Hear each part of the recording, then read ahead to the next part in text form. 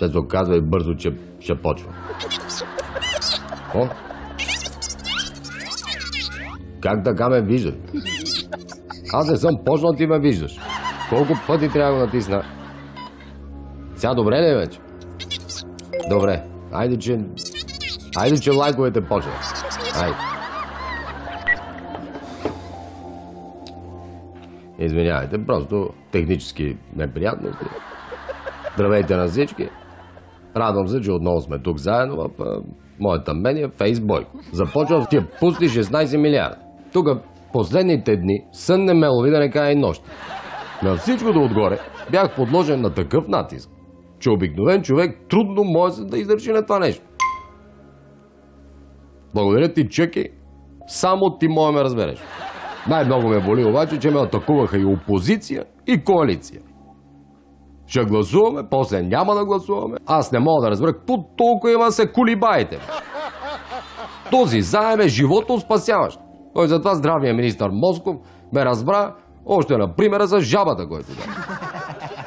Ако вземете една жаба кикирица и я сложите в тенджера с вода, започнете бавно да затопляте водата, тя ще си стои там и няма да мръдне, докато не заври и като не колабира.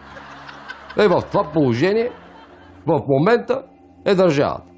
Една колабираща жаба кекерица. И ние се опитваме да я съживим, затова го искаме този заем. Оп, лайкче. Радане.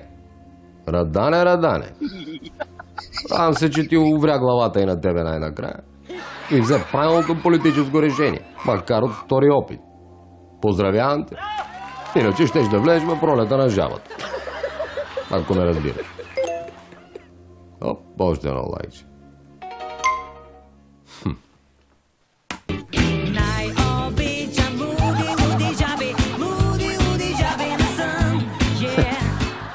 Радане, и аз обичам луди жаби. Запомни, всяка целуната жаба от мен става принцеса. Лайкче. Благодаря. Оценявам вашата подкрепа. Каква? Абе, Цецо.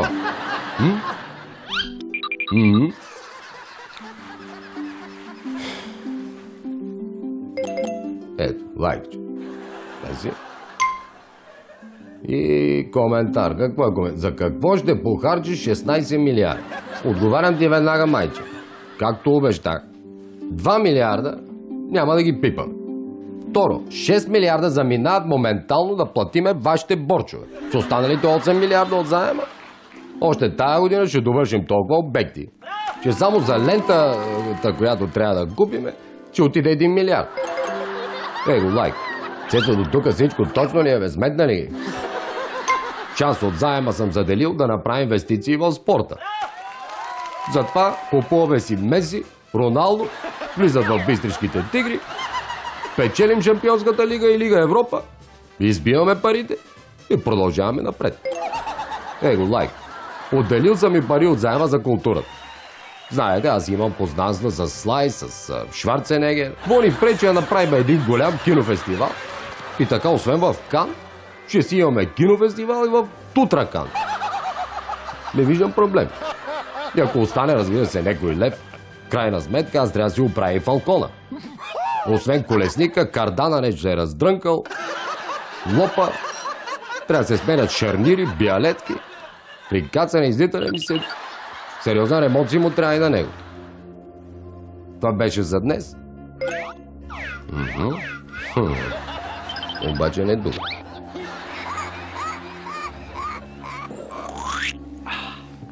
Работа имам. Не за друго, просто имам адски много работа.